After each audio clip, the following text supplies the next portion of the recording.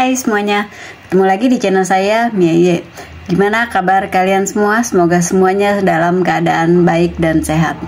Hari ini saya mau cerita tentang jalur sutra sebagai sambungan dari video sebelumnya gitu. Nah, kayak apa sih ceritanya?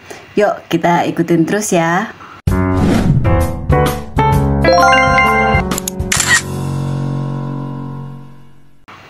Jalur sutra atau dalam bahasa Mandarin disebut sebagai Shizhou Chilu merupakan jalur perdagangan internasional pada masa Tiongkok kuno yang menghubungkan antara Asia dengan Eropa.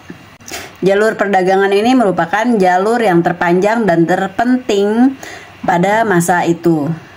Jadi zaman dulu itu wilayah Tiongkok ini terisolasi dari peradaban Barat. Kenapa? Karena wilayahnya dikelilingi oleh pegunungan tertinggi di dunia, terus adanya juga gurun-gurun yang luas dan medan yang berat serta jarak yang sangat jauh. Selain itu, pada saat itu terdapat juga orang-orang nomaden yang suka menyerang para pelancong dan para pedagang.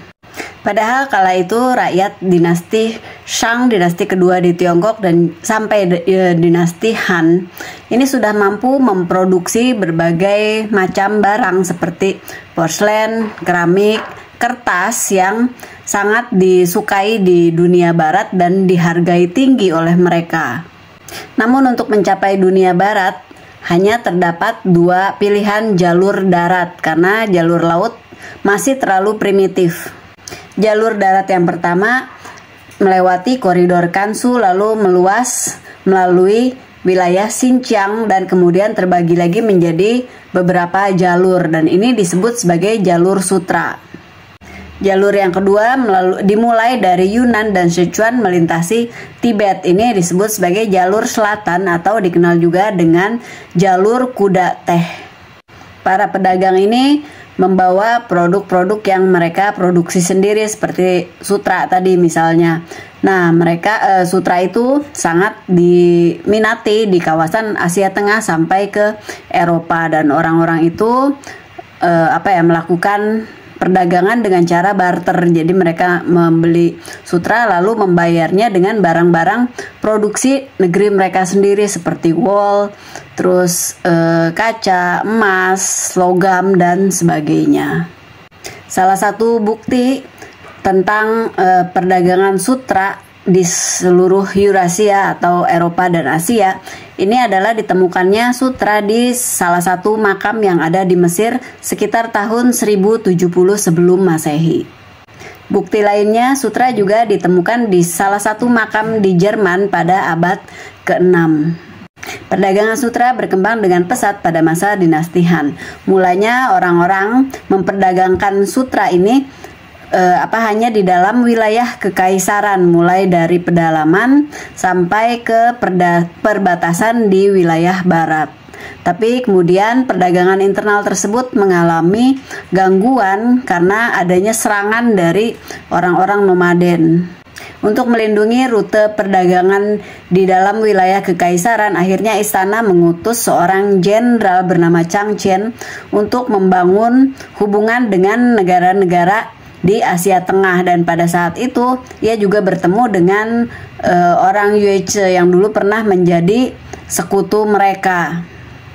Setelah kembali ke Tiongkok, Jenderal Chang Chen kemudian bercerita kepada kaisar tentang keadaan di negara-negara yang dikunjunginya, tentang bagaimana kayanya negara-negara di wilayah barat sekarang. Mereka dikatakan sudah mempunyai yang namanya kuda bersayap yang kecepatannya melebihi kuda-kuda yang mereka miliki.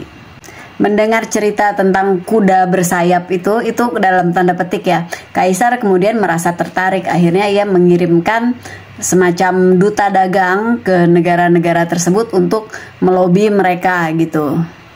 Terus yang namanya lobby kan itu berarti kaisar harus membawa hadiah untuk diberikan kepada mereka. Akhirnya ia mengirimkan sejumlah besar sutra untuk diberikan kepada negara-negara tersebut demi supaya bisa mendapatkan kuda bersayap itu. Nah, dari situlah perdagangan sutra dimulai secara besar-besaran.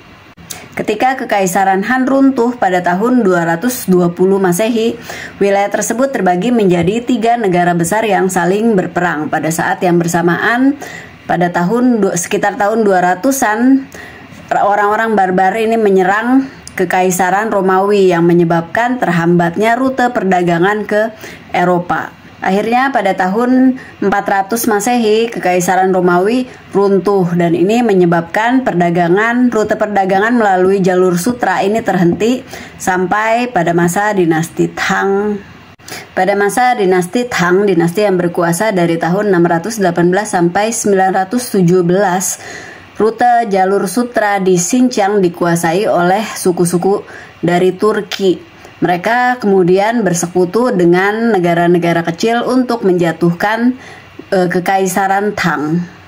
Namun akhirnya Kekaisaran Tang berhasil mengalahkan para pemberontak, lalu membuka kembali rute yang sempat tertutup dan kembali memajukan perdagangan.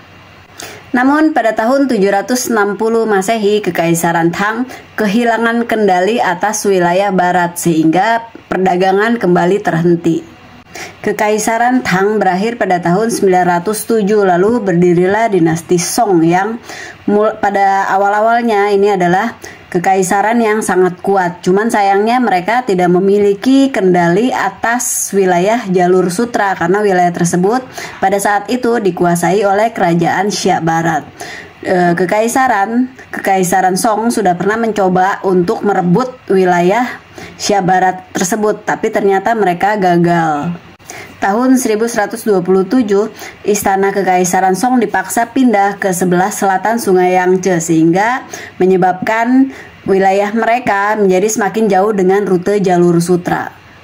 Kemudian pada tahun 1200-an mereka diserang oleh bangsa Mongol yang pada akhirnya menyebabkan keruntuhan dinasti Song Selatan.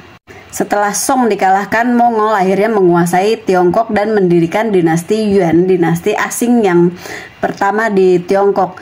Mereka berkuasa mulai dari tahun 1270 sampai 1368. Genghis Khan, pemimpin bangsa Mongol, menaklukkan negara-negara kecil dan memperluas wilayah kekaisaran mereka. Di masa itu, perdagangan jalur sutra akhirnya bangkit kembali.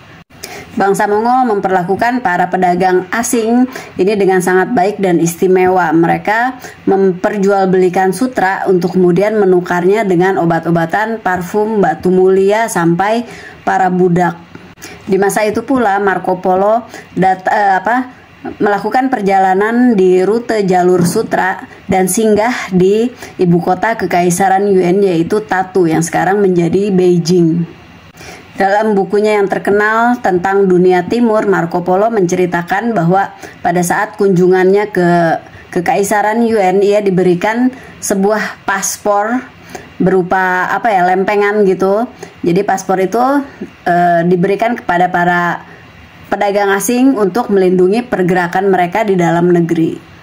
Pada akhirnya perkembangan zaman, perubahan politik, dan perkembangan teknologi pada masa dinasti Ming juga kemampuan orang-orang Eropa untuk mulai memproduksi sendiri sutra dan porselen menyebabkan mundurnya rute perdagangan jalur sutra. Pada tahun 1500-an, kapal dagang Eropa secara rutin berlayar ke wilayah perairan Kekaisaran Ming dan pada saat itu rute perjalanan melalui laut menjadi semakin mudah berbanding terbalik dengan rute perjalanan darat yang berubah menjadi semakin sulit. Di tahun-tahun tersebut, Kekaisaran Ming juga kemudian mengubah kebijakan politik mereka menjadi isolasionisme. Jadi mereka menutup perdagangan jalur sutra.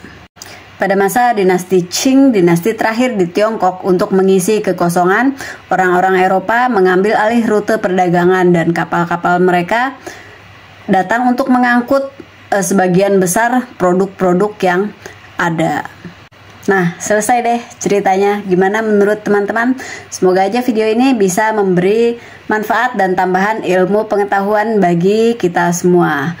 Nah, kalau begitu sekian dulu video hari ini. Terima kasih untuk yang sudah menonton dan yang sudah selalu mendukung channel ini. Sampai ketemu lagi di video-video yang lainnya. Salam.